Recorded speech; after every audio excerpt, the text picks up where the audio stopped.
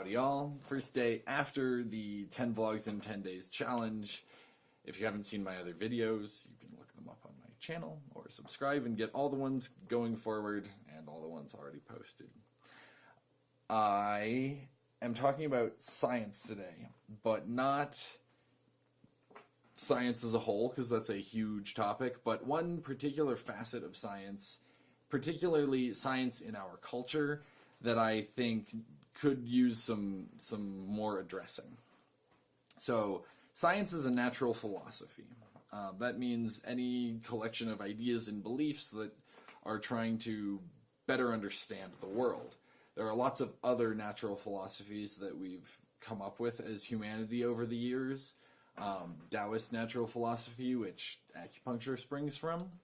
And that was what really made me re-examine science, was starting to study Taoist natural philosophy.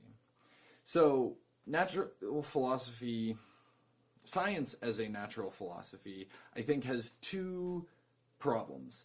And we tend to see science as the way, the only way to examine the world, and I think it really does have a lot of benefits. It does a great job of eliminating human error and discerning what is really happening rather than what we believe is happening. But it does have some shortcomings, and one of those is it has a hard time distinguishing when there are more variables than you can isolate. So the best example is for Qigong practitioners in China. So during the Communist Revolution, they eliminated acupuncture and Qigong and herbs from their medical practice and went entirely to a Western system. Over the next 30 years, they started reincorporating things as they started testing it. But they had a problem because they got really great results with certain practitioners doing these things, particularly with Qigong. Acupuncture was more easily replicated, but with Qigong, there were masters who could wave their hands over you and you'd have 3 years longer on your cancer prognosis. And there were frauds who would wave their hands over you and nothing would happen.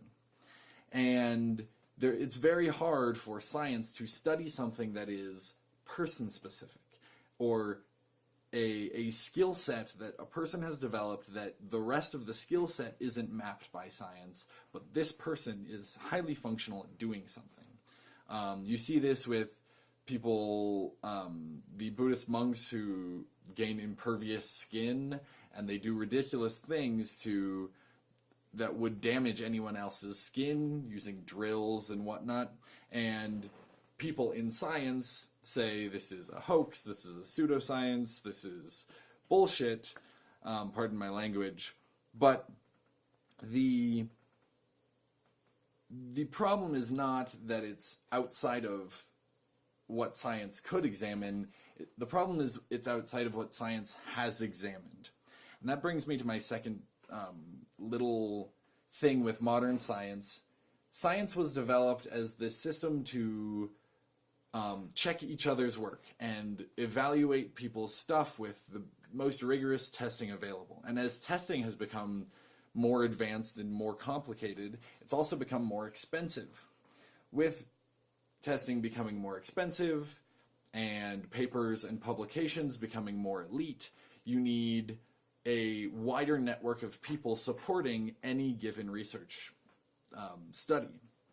So that means either a government or a large corporation, and the governments and large corporations hire the existing scientists who published the papers previously to judge new applicants' likelihood of producing good results. And beyond the biases of a corporation looking for a profit, there is this underlying bias of the experts who are still benefiting from their research being the most up-to-date. So if someone comes in to challenge that, I'm not saying that all these experts have this bias, but it's very human to look out for your own needs. And there are first-person accounts of researchers doing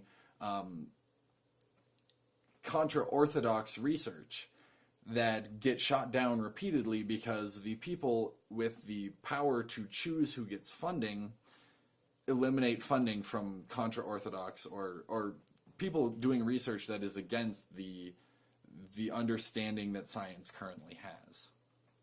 So, not to say that the scientific method is wrong.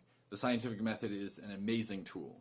And not to say that all of science is corrupt, because science in itself is an idea. It's incorruptible. But the institutions of science have just started to lock down the ideas that they believe.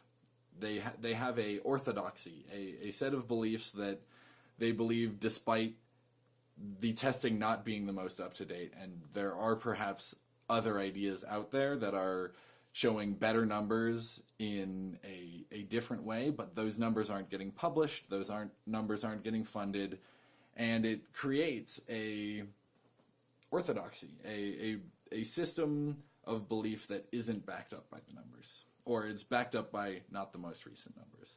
So I went a little longer than I usually do on this one, but I think these are two big things that we don't talk about enough.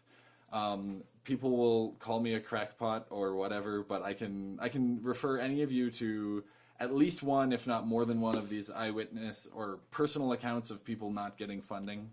And I think the previous issue is something that, if you think about it, is kind of intuitively obvious, but I can definitely refer you to these studies in China, or I'm sure I can find other research on individuals doing something that, or doing a therapy, or having an ability that the rest of people can't, but it's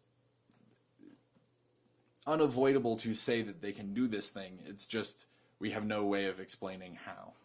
All right, see you tomorrow.